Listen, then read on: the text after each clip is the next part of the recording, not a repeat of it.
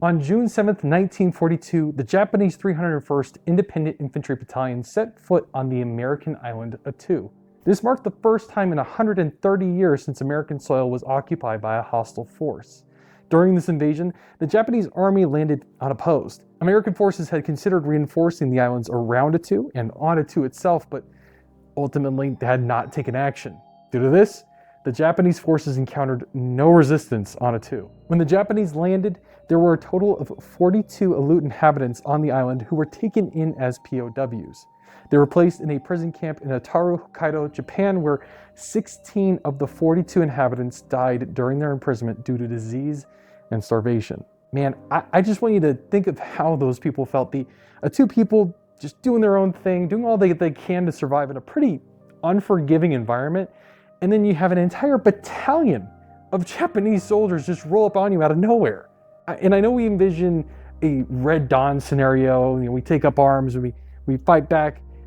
But in this instance, the sheer overwhelming force here, I'll be honest, I'm not sure what I would do. It's also kind of sad to note that the US Navy had actually offered the Aleut people to evacuate in May of 1942, but the Attu in chief turned them down on that offer. So that's pretty tough.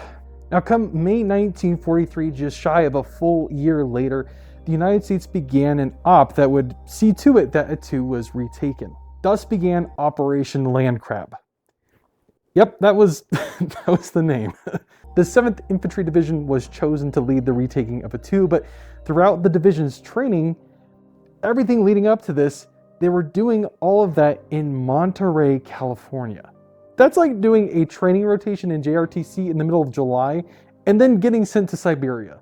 Not being acclimated to the conditions of the harsh, bitter cold would be a major factor in the coming assault. Just for reference, the average temp in May 2024 was around 5 American degrees in Attu, with the average wind speed being 25 miles per hour. So the wind chill on this island was just around negative 17.4 degrees or negative 27 degrees Celsius. Now, again, imagine you're this Green private. You just got done with training rotation in Monterey, California, where the average low doesn't see even below 45 degrees. Now you're getting shipped over to Attu. And what's worse is that a majority of the soldiers that got sent there didn't have any cold weather gear. Again, sorry to kvetch here, but that is absolutely insane. They sent these dudes over without even a whoopee or smoker's jacket. On the 7th of May, 1943, U.S. soldiers hopped into their respective amphibious landing vehicles and got ready for what was actually the first D-Day of World War II. Upon approach to the island, the weather became pretty bad, which ended up halting the landing for 4 days. This would actually help the United States soldiers as the Japanese infantry was prepared for the landing on the 7th. But when the US didn't make a landing, they assumed that the threat was gone and were no longer on alert. May 11th came and 12,500 US soldiers landed on the northeast and southeast ends of the island. Light recon began by landing at Austin Cove. Light infantry landed at Beach Red, and a large infantry and scout force landed at Massacre Bay. They began setting up shop near the beachheads and prepared to retake American land for the first time since 1815.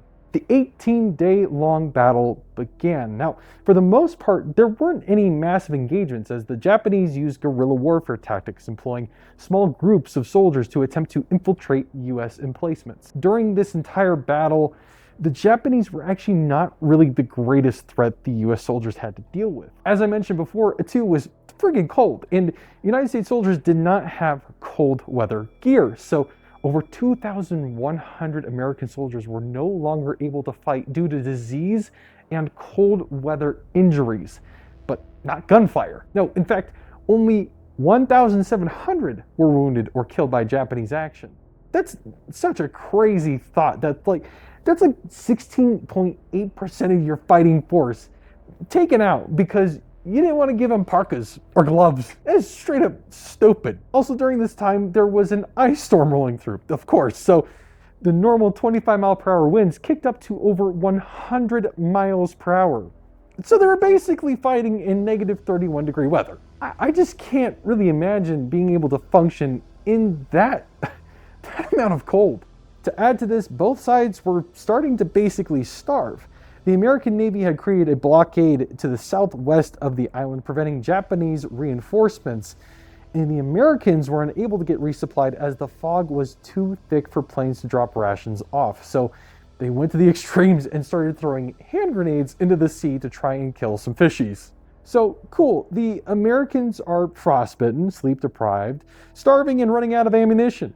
Not an awesome situation by any means. The Americans and the Japanese fought back and forth with this small group tactics, with the Americans slowly but surely gaining the advantage and high ground at Fishhook, Engineer, and Buffalo Hills. On May 28th, 17 days after the U.S. infantry landing, the Japanese planned to take drastic and decisive action. Now, for some context, Colonel Yamasaki, the commander of the Japanese forces on Attu, started this attack with 2,600 soldiers and was now down to 800. So at this point, it's like, what, 8,700 Americans versus their 800? It's not looking great for the Japanese soldiers. I'd also like to point out just how surrounded the Japanese forces were. Like, look at this area that they were relegated to. They were essentially pushed out to the sea. In this case, it would probably be best just to concede and accept defeat. But in Japanese culture, surrender and or defeat was pretty much considered to be the most cowardly and dishonorable situation to be in. So much so that the wives of soldiers that did surrender felt so much shame that they would.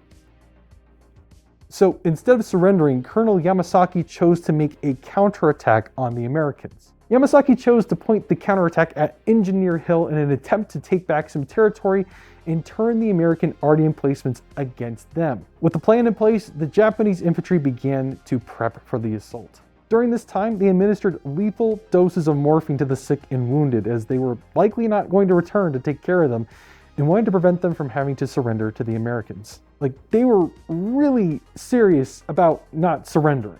At approximately 0300 on May 29th, the Japanese began their attack. Japanese forces pushed up towards Engineer Hill, and during their push, they met pretty much no resistance. The reason for this was that on Engineer Hill, a majority of the units that were there were non-combatants, such as medics, engineers, and general service personnel. General Arnold began to organize these units to make up a defensive posture against the attack, chucking grenades at the Japanese attackers to attempt to slow their advance. The Japanese were able to push past this barrage and began to engage the Americans in intense hand-to-hand combat. This went on for a bit until the 50th Engineers came in and were able to push the Japanese back, preventing them from gaining access to the arty that would provide them a much-needed advantage. After this first wave, things did not improve for the Japanese. Ultimately, they were unable to rally an attack strong enough to make any ground on the Americans, with Colonel Yamasaki being killed in one of the last waves up Engineer Hill.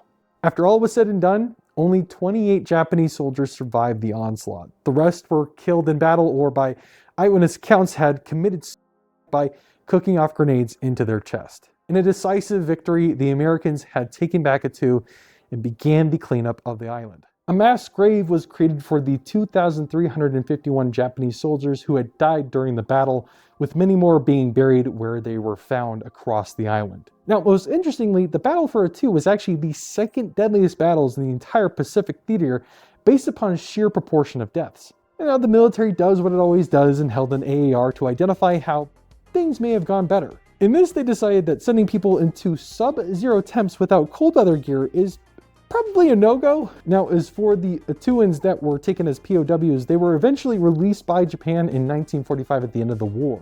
They were then sent to the Philippines, San Francisco, and finally Seattle. Once they got there, the US basically informed them that they couldn't go back home. The cost to rebuild their village was not tenable at the time. Instead, they were relocated to Attu Island, approximately 200 miles away from Attu. This, in my opinion, is absolutely stupid. Don't get me wrong, I'm an absolute US military fan, big US fanboy, but like, why? The US had already set up a low-ran system at the tip of the island, which became manned by the coasties. Why not just help rebuild a couple houses while you're at it? I mean, it's literally 26 people. I get it'll cost a good chunk of money with transportation costs and whatnot, but that's what the government is there for, to alleviate acts of God or war for the people that found themselves in a bad situation. Either way, this was a decisive victory for America, and one that those service members should be proud of. I'm still pretty shocked with how unknown that this battle was. I mean, for me, the way I found out about this was because I was just curious to see what our most western territory was and found this little island with massive history. Pretty cool, in my opinion. But anyways, thank you all so very much for watching. I really do appreciate it. And as always, remember our sole objectives. Stop the killing, stop the dying. I'll see y'all later.